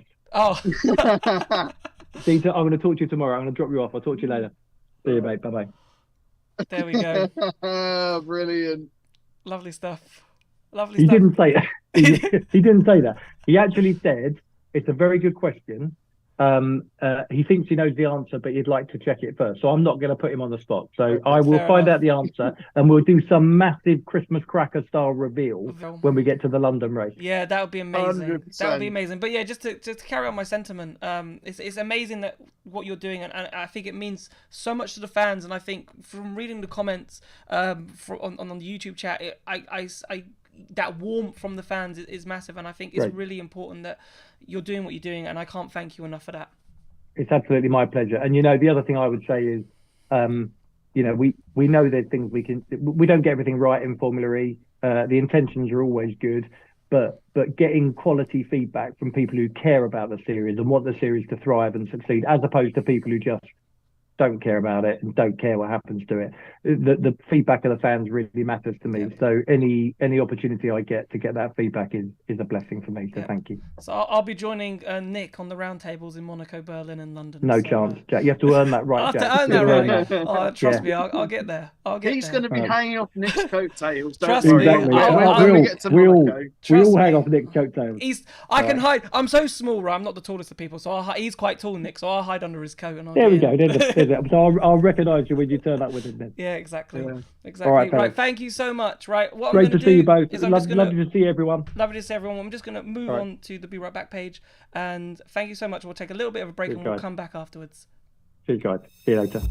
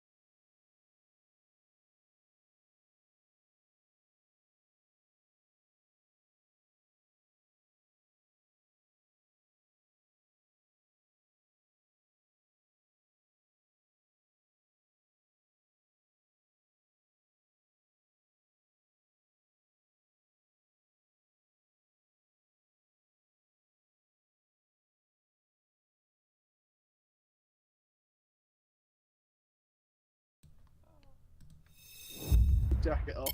And welcome back, everybody. I hope you enjoyed that, because I certainly did.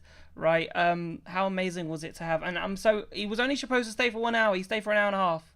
right? Because he just loved it that much. Just speaking to you guys. And it meant the world to me and Pico, and we're joined now again. He had a little caveat with Jeff because he had to have his little caveat with Jeff, I suppose. It's Nick at 9, but it's Nick at 20 to 10. Wait, this is where we need like cannons or something. Or no, not cannons, confetti. That's what cannons is a bit extreme. Yeah, I don't. Mate, I can't just about speak right now, to be honest with you. So, what I want to ask though. Go for it. What I want to ask, because obviously, I can't hear you, Pico. I couldn't hear what you said. No, I said end of the season we'll do confetti for Nick. Yep. We need a tune. We need a jingle. This is the way it's going because now that I've got a struggles account. By the way, now I've got a struggles account. Who, by the way, I have no idea who is behind this account. But it's no, do I. Brilliant. It's brilliant. I can't wait for it. Where's the mine? You know, things I don't even want someone to come forward because I think the whole mystery behind it is that much better. So whoever did it, thank you, because it's insane. It makes me feel like a celebrity when I'm really not in the slightest. I'm just a guy who writes for a living. But no, I finally got home at 4 a.m. Tuesday morning, so that was lovely. That was good. But before you guys ask me anything, can I just say a couple of things? Yep, of course you can. No, basically, first things first.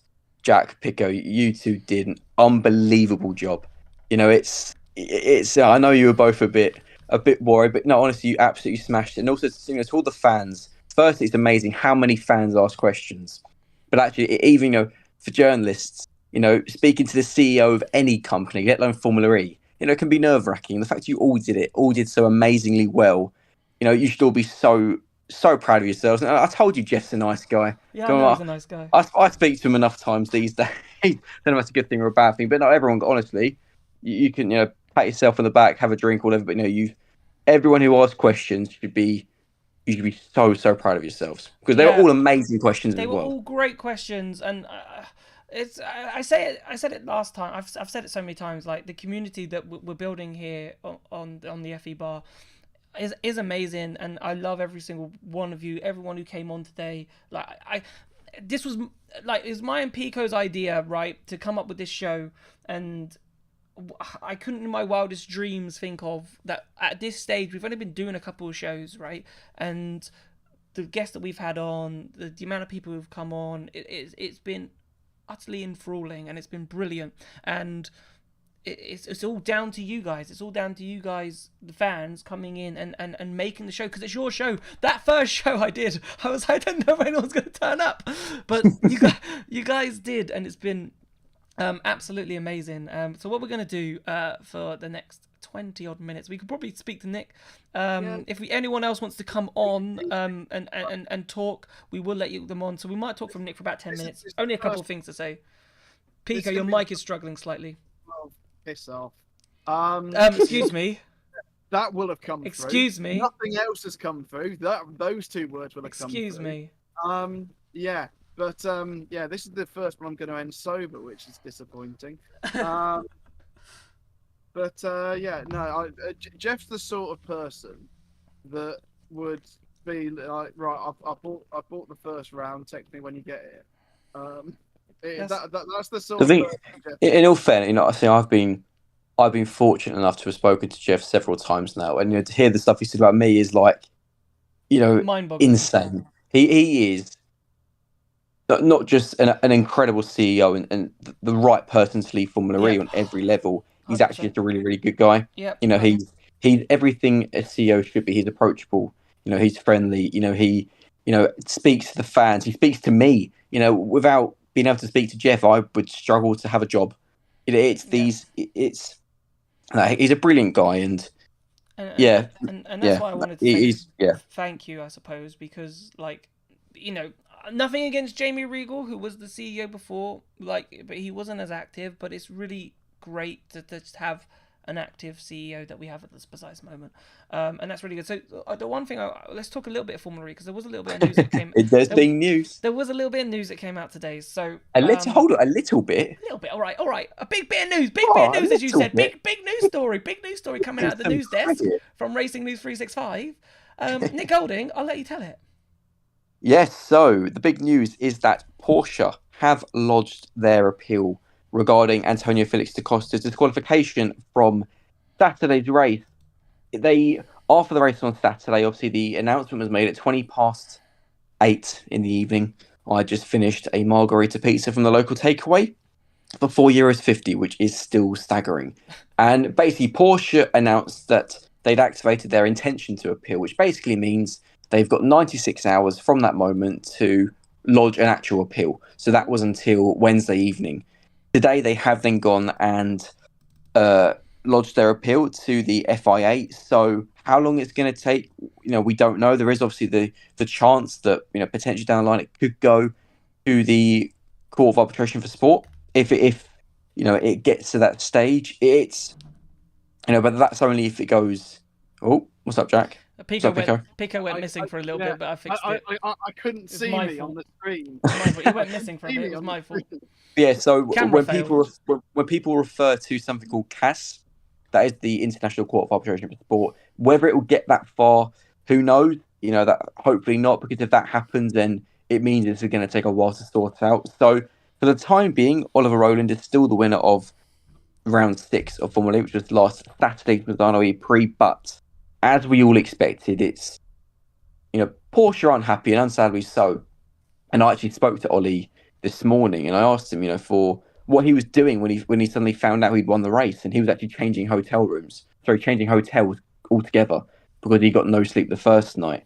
And even he said that actually, whilst he got the win, it doesn't feel like a win. That it should still be Antonio's because it's not a performance enhancing. Okay, yes, Porsche broke a technical regulation, but it didn't improve his car's performance at all. So with Ollie, it's a bit bittersweet because a lot of the drivers as well feel Antonio deserved the win, not just Porsche power drivers as well. So as we all expected, this is going to now go to the next stage. It's being appealed.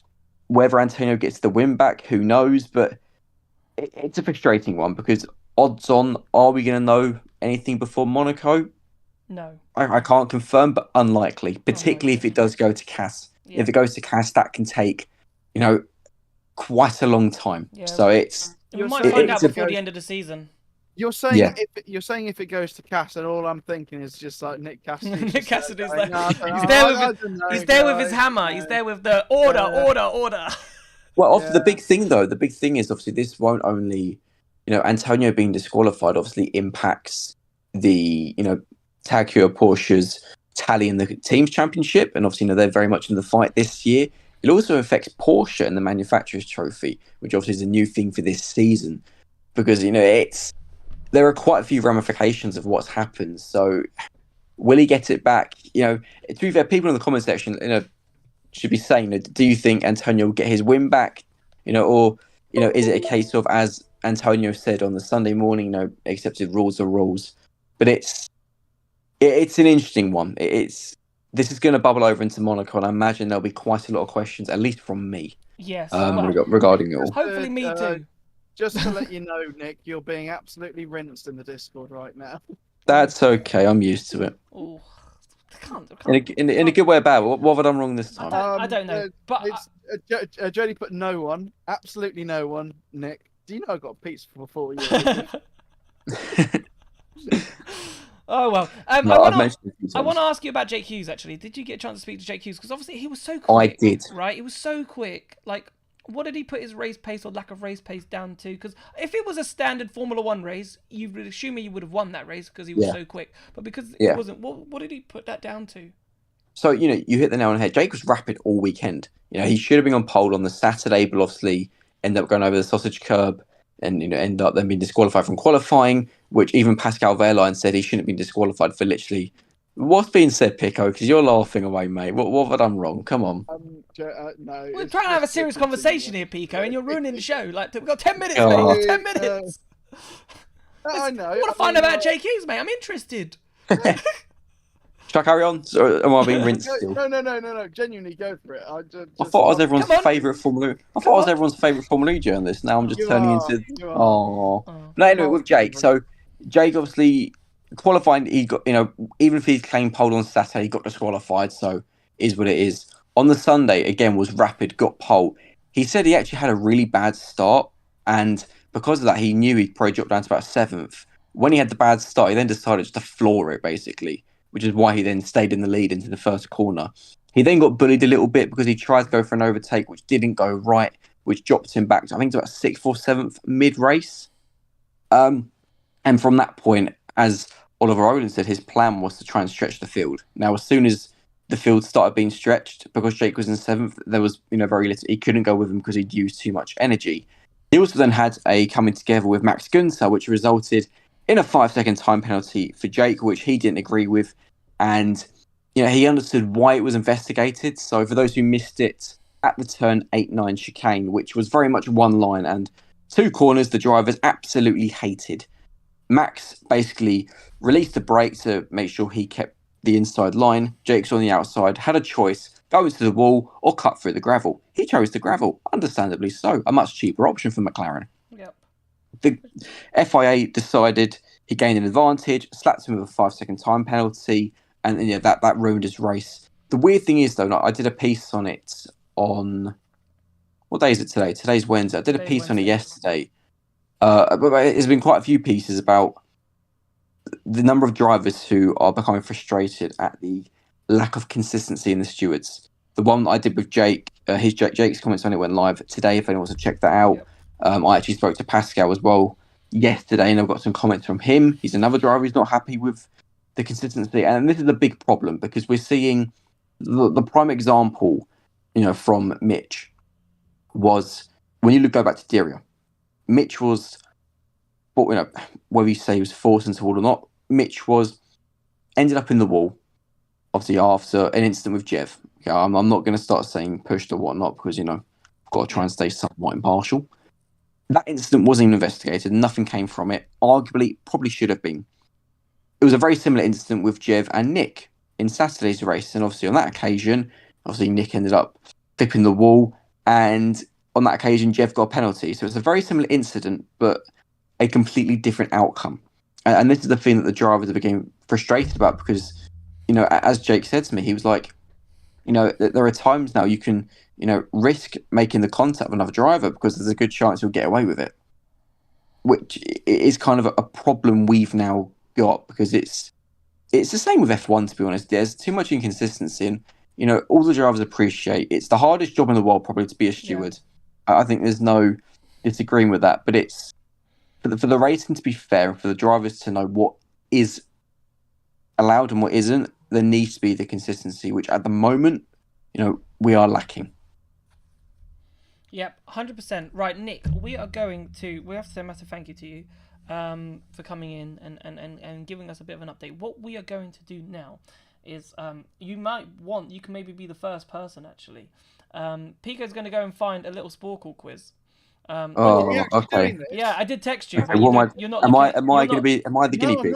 You're not looking at your phone because Jeff Dodds finished and you think the show's finished. It's not finished yet. All right. Am I going to be the guinea pig? Am I the tester? So get one question, just get the answers up, and then you can tell us what the question is, and then we'll get one person. So what we're going to do to end the show is we are going to play a game, right? So if you're in the Discord, which most of you who have been on the show today are in the Discord, if you want to answer this question, jump into the waiting room and we'll try and get a question where there's like lots of answers. Here we go. So Nick Guinea Golding, right? So then we'll try and take. Change my thing. We'll try and take my thing on the thing we're sharing. No. It's still on me. Yeah, still on you. Still on you. Nick Guinea. Do I need to click watch stream? Yes. Are you showing them the question? I'm showing him. Just tell us the question, and then you have the answers up. Otherwise, everyone's going to know what the answers are, and that's not. Well, I can now see your screen, Pico. So might come up until you type them in. I thought you could just click show all answers. Wait, so am I going to see the answers here because I'm now looking at Pico's screen? No. You are looking at my screen. Which one would you like? Oh, okay. Let's go for. Let's go for the one that was updated today, so we can see how updated this list is. Point scorers. Right, point scorers. Because obviously the big news out of Mazzano was the new person who is the top scorer in Formula E. It's not going to be updated. Come on, it's Sporkle. A very good point. Yeah, go for it. I love how the waiting room is. So what are we going to do? One name. So what you have to do is one name, And then we get some other people in, and then they do a name, and then they do it, and we just try and get as many names as possible. This wasn't updated. So is this going to be what's the year? Hold on. Is there a year on it when it was made? Since the beginning of the series in 2014. When was this made? 5 minutes ago. No, it wasn't. Hold on. Hold on. What's the highest points tally? That's a giveaway. It's like 1,047, isn't it? Yeah, it's 467. That's 467. not This is very old then. This is very old. I think this is like season 8. Terrible. No, season 6. If not, then I know some questions, and we'll know some questions we can get some answers to. And we can do this quiz. It's a bit impromptu. I did text him, get his Sporkle quiz up, and he was just sitting there reading through the memes. The comments. The memes on our man Nick Golding. No, I was reading through the thing on the YouTube thing. Am I being bullied? Is this what's going on now? I don't know. What we'll do, we'll do this. We'll have a little bit of extra time because Real Madrid Man City might be going to extra time. What's the score? 1-1. Yeah, Bayern Munich are 1-0 up against Arsenal. So Arsenal right. Okay. Are we gonna? Okay. Here we go. This is exciting. Arsenal are out. Arsenal are out. Well, hey, shocker! What's this? When's this list got up to? This is up. Up until the end of season 9. That's not bad. That's not bad. We'll take that one. So if I didn't just got to pick one. So how many questions are there? Because there's tons of people in the chat now that might want to come on. So there's 160. Either that, or do we take this into the waiting room? No, don't take it into the waiting room. They can just come up here as normal. No, so do I just name one? 4 people. We can only have 4 people. No, we take one at a time. Okay. I know what I'm doing. Don't worry, I'll run it. Okay. I'm in charge. Right, so, you need to drag people in. I'll drag people in. I don't know who's going to come in, but I'm assuming people have come in. I'm going to take Saz. But Nick's got to do first. Nick, go first, and then... Nick, give me a name. Oliver Rowland. Oliver Rowland. Where does he come in? Oh, that's a shocker. That was an absolute... Because he's only going to have 1 on that list. I've absolutely... 1. Great. 1. Cheers, Nick. Bye. Cheers, right, bye, guys. Bye, Nick. Jack, someone in. Saz, welcome to the FE bar again. More on this, mate. You need to be on. I'm on the ball. Don't worry, mate. Saz. Right. Saz, give me an FE race winner. What? What's the question? Give me a Formula E race winner. You need a Formula E race Max winner. Günther. Maximilian Gunther. Yeah. Perfect. Thank you, Saz. Keep on dragging them in. Right. As many, you need to drag them one after another, after another, after another. All right, calm down. Bye, Saz. Bye. Chris, we Hello. need a race winner. Can you help us? Give me Maxi Gunther. We've already had him. Next one. No, we already had. Oh, Jake Dennis. Jake Dennis. How many That's points? Verline. How many points is that? Verline. Right. Thank you, Chris. Next one, Jack. You need to drag. Right, hold on. Them in. Josh. Give me a race winner. Race winner, Josh. Oh, Flesh. Dennis. Dennis. We've had Dennis. We've had Jake Dennis. Wow. Vern. Vern. This is going brilliantly. Late night trivia. What, Jack? Bye, Jack. Bye, Josh. Them in. Hi, Chris. Chris, hello. Give me one. Sebastian Buemi. Sebastian Buemi. Those winners. Jesus Christ. There we go. Chris is gone. Danique is in. Danique. You need to drag him in like it's 2 all at a right. time. It's all right. Calm down. Don't worry. Danique. Oh, it's because it's timed. Yes. I forgot about that. Danique, what's the winner? Robin Freins. Robin Freins. I love how you say it. Well, I'm Dutch, so I gotta say it. Yeah, you gotta say it right. Natalie. Winner. Give me a winner. Nelson PK Jr. Thank you. Excellent stuff. Next one. Nikki. Race Give winner, us a winner. please. Nikki's not here. So who haven't I used? I think I've Ed. Get Ed in. Ed. Keep on going through them. Ed, give us a winner. Get Ed, race winner. Is it what? It has to be one that hasn't won before. Robin Freins. Robin Freins is up. Come on. Robin Freins is already up. Someone else. Okay, Pascal Verline. Pascal Verline. Thanks, Ed. Just keep on going through. Yeah, right. Saz, welcome back. Saz, you're back. Another one. Race winner, please. Is Saz there? They don't even know we're coming to them. It's actually really hilarious. Hello, Yeah, Saz. I'm here. Hello. Another one. Another race winner. Lucas de Grassi. Has he been said? He hasn't been said. All is good. Sky Saucer, that's a new person. Let's get them in. Hello, Sky Saucer. What's your name, first and foremost? Ryan. Hi, Ryan. Welcome to the FE bar. We need a race winner, please. Can you give us one? Jean-Eric Verne. Jean-Eric Verne. We've already had Jean-Eric Verne. Wait. Da Costa.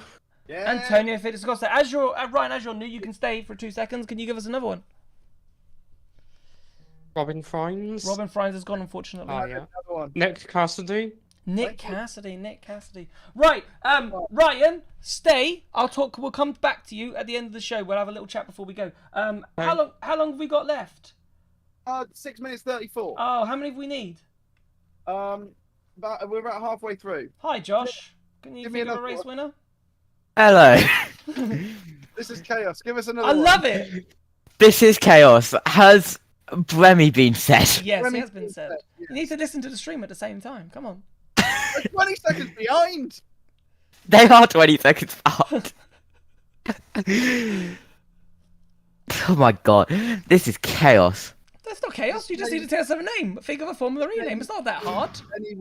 Any winner from Come Formula on, E. there's one I know. Any winner? Any winner. Friends? Friends has been said. There's a driver that got most of his victories through other people being disqualified. Yeah, I am so good at that. Just tell me anyone who stood on the top step of the podium. Has Degrassi been said? Degrassi Probably. has been said. Of course Degrassi has been said. This is terrible, Josh. This is terrible. Terrible. Gunther. Gunther's been said, mate. Verline. Verline's been said. Has Sam Bird been said? Sam Bird, I don't think he hasn't been said. Thank you, Josh. Thank you, Josh. Thank you, Josh. Next one. Chris Walton. Give us a name. Eduardo Mortara. He has won a race. Thanks, Chris. Bye. Next one. Other Chris. Oh, hello. Hello, welcome back. We need another race pillar, please. Has Mitch been said? Mitch Evans. He's your favourite driver. You didn't even Absolutely. I said Dennis earlier and I was kicking myself. Mitch. What's going on? What's going on? Next one, Jack. Right. See you later, Chris. Who should we get? Natalie, race winner, please. We just had Mitch Evans. And Bird. And Sam Bird. Gorgeous blue eyes. Sam's already been said. I don't think Sam has blue eyes. He does. Does he? Okay. Another driver that's got gorgeous blue eyes. They stare deep into your soul. No, you haven't given an answer yet, so I'm going to put Jerome D'Ambrosio for you, Jack. I was trying to get other people to do it. No, Natalie, pick another one. Alex Lynn. Alex Lynn is a great shout. Alex Lynn. Thank you. Yeah. I was in London when he won. Excellent. Yeah. Let's get Ed back in. Ed, help us out. I'm not here to help. I'm here to help people in the waiting room. Well, we're involving you in this. More winners. Hey. We've got 4 minutes to go. 4 minutes to go, G. I've clicked the wrong button on Discord. Have you had Alex Lynn, Alexander Sims? Alexander Sims is a great one. Alexander Sims is a great one. Ed, give us another one. Oh, what? Another one? Jesus, yeah, give us what another more do you one. want? People are saying this is the last time I'm ever letting you do There's 2 this. champions that haven't been said. Nelson Piquet Jr. He has been said, I think. Da Costa has been said. He has been said. Okay. Lucas Degrassi. He has been said. Sebastian Buemi. He has been said. The Okay, 2 most right, forgetful champions. Oh, it's one of the Formula Mercedes E. champions. It's Stoffel Van Dorn, isn't it? Stoffel Van Dorn. Do you want to fill in the other Nick one De as well? Vries would be another one. Yes. Nick De Vries would be another one. How many have we got left? Thanks, Ed. So we got 2021 Berlin 2, 2018 Berlin, 2015 Miami, 16 London. I know 16 London. Yes, I know as well. Do you want to say it? No, we can't say it. Nikki, are you here this time? Can you hear me? Can you hear me? Yes, Nikki, we need a race winner. Can you name us some, please? Norman Natto. Norman Natto. Nikki, you can have Maximilian Gunther. We've had Gunther. We need a bit of obscure one. Someone who may have won in Berlin 2018. Berlin 2018 is the most recent one now. What was his name? He's German. Oh, I know who it is. And we haven't said a Swedish one either. Lotterer. Lotterer, I'm not sure he's won a race. Lotterer hasn't won. He's a German. He cheated at gaming. He cheated at gaming. He's currently a German commentator. He's young. Right, shall we get some? Right, we'll get someone else in. Someone who might know. Let's get Daniel Apps in chat. I'm counting that. Finally, someone's with some knowledge. I'm checking chat as well. I'm going to Josh to chat. We'll take some chats. Thank you, Nikki. Hi, Josh. Welcome back. Hello. We've Are we still doing winners? Yeah, we've just had Daniel Apt. There is one left. There is one race winner left. Miami, 2016, both London races. Felix Rosenqvist. No. Did Felix Rosenqvist never win? Did we do Felix Rosenqvist? No. Felix Rosenqvist. Someone in chat said Felix Rosenqvist. Okay, fine. I know who it is. He raced for Edams. He did. Son of a Formula 1 world champion. There you go. If you get it wrong now. Prost. Yes, it's Nicholas Prost. We did it, everyone. We did it. Well done, chat. Well done, squad. Well done, squad. Well done, squad. Right, I'm gonna thank you, Josh. I'm never doing that again. No, but it was brilliant. Though. It was good fun. I like that. That was brilliant. That was. This is the wildest stuff that I've been involved in. Well, welcome to the FE bar. And that is saying something. Working with Joshua Birchall all the time. Welcome to the FE bar. To be fair, I think we deserve some fun after what we did today. Where is Birch tonight? He's on a train. Oh, is he? Okay. Yeah, he's on a train. He messaged me. That's why he didn't. That's why he sent in his question, which I don't think we actually asked. But it's really hard to do anything. But anyway, Josh. No, not Natalie. I wanted to drag Ryan in. No, I wanted to drag Natalie in because Natalie wanted to say something earlier. All right, Natalie. Hello, boys. Hello. Thank you for being part of our fun, and everyone for being part of our fun. What would you like to say? Just wanted to quickly pop on and say thank you for organising tonight. It's been a blast. No, honestly, our pleasure is all yours. It's all ours in terms for you guys being on, because we could have organised that and no one showed up. So the fact that you guys showed up means the world. Yeah. And also, like Nick said earlier, Porsche finally appealed Antonio's disqualification, so it'll be interesting to see how that pans out. Yeah, if you know what I mean. That would be interesting to see how that would be organised. That would be. Yeah. But yeah, thank you, boys. It's been a blast. No problem. No worries. We wanted to have some fun. We wanted to give you a chance to do that, and there we go. Brilliant stuff. Right, I want to get Ryan in because Ryan's actually a new caller. Right. So I want to talk to Ryan, find out a bit more about him. Right. Oh, he's muted. Ryan, welcome to the FE bar. Sorry to bring you in with all that chaos, but I thought as you're a new caller, I would like to actually ask some questions. So, tell me about Formula E. How long have you been following it? Like, introduce yourself to the world. Effectively. I started watching in 2022, and I've been watching ever since, really. I mean, okay, so have you got a favourite driver? I think you've got Oliver Rowland there. I can't see; it's quite small. Yeah, it's Nick Cassidy. Oh, it's Nick Cassidy. Yeah.